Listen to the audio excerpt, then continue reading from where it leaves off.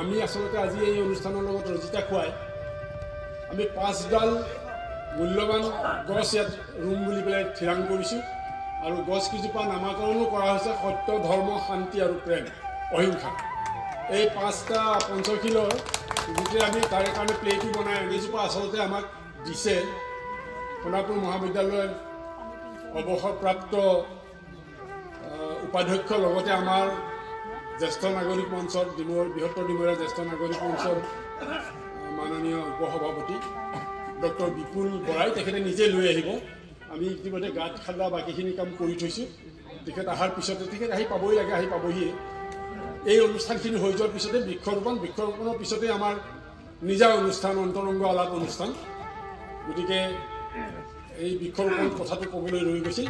আপোনালোক সকলোকে মই পুনৰবাৰ অনুৰোধ জনাইছোঁ কোনো ধৰণৰ আনুষ্ঠানিকতা যাতে কোনেও ৰাখিব নালাগে গতিকে নিজৰ অনুষ্ঠান নিজৰ ভিতৰতে আলোচনা কৰক আমি মাত্ৰ সৰ্বধৰ্ম প্ৰাৰ্থনালৈকে আমাৰ আনুষ্ঠানিক অনুষ্ঠানটো ৰাখিছোঁ তাৰপিছত এইটো আমাৰ নিজৰ অনুষ্ঠান যোনে যেনেকৈ ভাল পায় অনুষ্ঠানটো আগবঢ়াই লৈ যাব ধন্যবাদ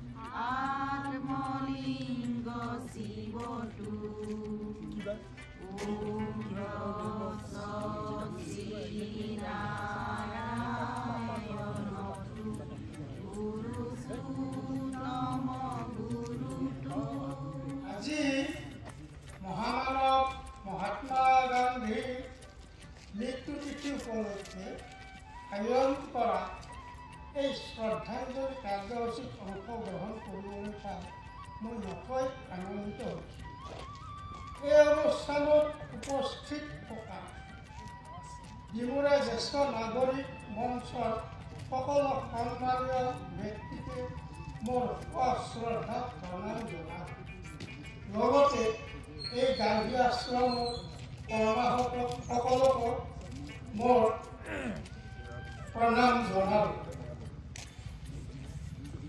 শ্ৰদ্ধাঞ্জলি অনুষ্ঠানত দুটিমান ভজনৰ লগতে এটি প্ৰাৰ্থনা গোৱাৰ হেঁপাহ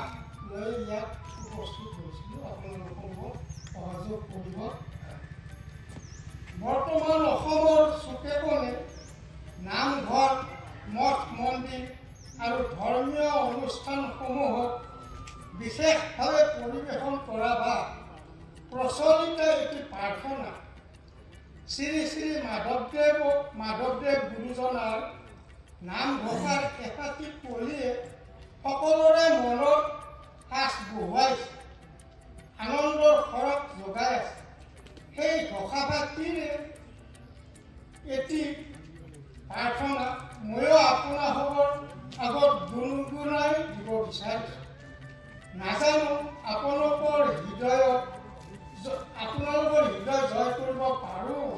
নে নোৱাৰোঁ আহক প্ৰাৰ্থনাটি গোৱাত আপোনালোকক সহযোগ কৰক ব্ৰহ্মাতি কৰি জীৱ জগত ৰাম ৰাম ৰাম ৰাম ৰাম